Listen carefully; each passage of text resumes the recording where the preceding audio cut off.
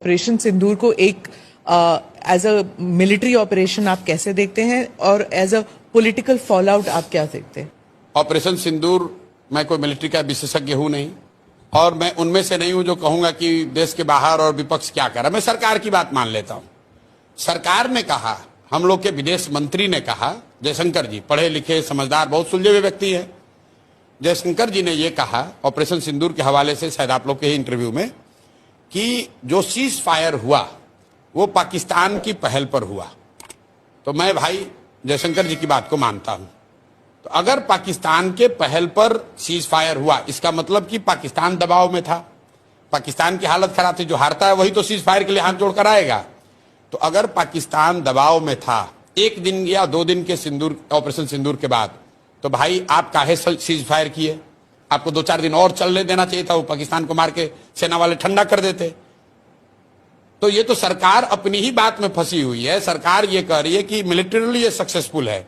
तो जब सक्सेसफुल था, पाकिस्तान घुटने पर आ गया था, आपसे सीज फायर के लिए रिक्वेस्ट कर रहा था, in the words of foreign minister Jaishankar, तो आपने सीज फायर किया क्यों? देश की जनता तो यही पूछ रही है कि भाई सीज फायर ये अचानक से क्यों हो गया? ट्रंप जी अपना अलग डफली बजा रहे हैं कि हमने अमेरिका से ही करा दिया। तो भाई ट्रंप की बात को हम क्यों मानेंगे? हम तो अपने देश की बात, सरकार की बात मानेंगे। हमारे देश की सरकार कह रही है कि पाकिस्तान के रिक्वेस्ट पर सीज फायर किया गया।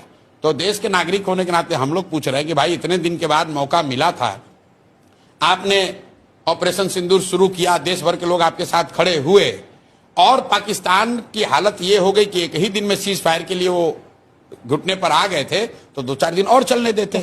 और अगर क्या ऑब्जेक्टिव था जो पूरा हो गया कि मीडिया में तो ये चला कि इस्लामाबाद लेना ऑब्जेक्टिव है, वो तो मीडिया में तो ये चला कि बलूचिस्तान को स्वतंत्र कराना ऑब्जेक्टिव है।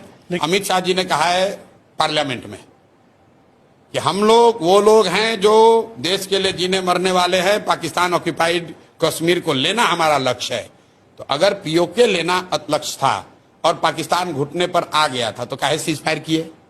अगर बलूचिस्तान को आजादी दिलानी थी, पाकिस्तान घुटने पर था, तो क्यों समझौता किए?